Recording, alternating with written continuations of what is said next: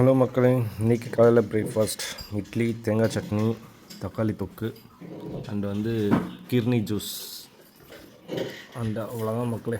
இப்போ நம்ம வாங்க சாப்பிட்லாம். ஹலோ மக்களே, இன்றைக்கி மத்தியானம் லன்ச் என்னான்னு பார்த்தீங்கன்னா தட்டைப்பயிர் குழம்பு. இன்றைக்கி ப்யூர் வெஜிடேரியன் போல் வீட்டில் தட்டைப்பயிர் குழம்பு அண்டு முருங்கைக்கிழங்கு, அப்புறம் ஆம்லேட். அவ்வளோதான் மக்களே. அண்ட் இப்போ நம்ம வாங்க சாப்பிட்லாம்.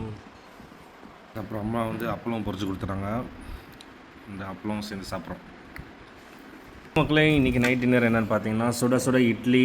ஸோ இட்லி எடுத்து வச்சுருவோம். இட்லி இருக்குது அண்ட் பூண்டு பண்ணியிருக்காங்க ஃப்ரெஷ்ஷாக. பூண்டு அண்ட் எனக்கு ரொம்ப பிடிச்ச சாம்பார்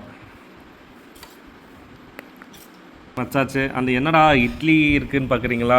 டெய்லி தோசையாக ஊற்றிட்டு இருந்தாங்க, இப்போ இட்லி இருக்குதுன்னு பார்க்குறீங்களா? கேஸு காலியாக போகுது. அதனால் நாட்டில் என்னென்னமோ நடக்குது. அதனால் சுட சுட இட்லி செஞ்சுட்டாங்க. அந்த வெயில் வேறு தாங்க முடியல, நின்று தோசை சுட முடியல, ரொம்ப கஷ்டமாக இருக்குது. அதனால் இட்லி தான். அண்ட் இப்போ நம்ம வாங்க சாப்பிடுவோம். போகிற நிலமை பார்த்தா இட்லியும் கிடைக்காது போல். அண்டு உங்கள் வீட்லேயும் அம்மாவை, ஒய்ஃபை, அத்தைங்களை இந்த மாதிரி தோசை ஊற்றி குழம்பு படுத்தாதீங்க. கேஸ் இல்லாத சுச்சுவேஷனில் நீங்களும் இட்லியே சாப்பிட்டு பழகிக்குங்க. அப்புறம் ஆட்டோமேட்டிக்காக பழகிடும். இப்போ நம்ம வாங்க சாப்பிட்லாம்.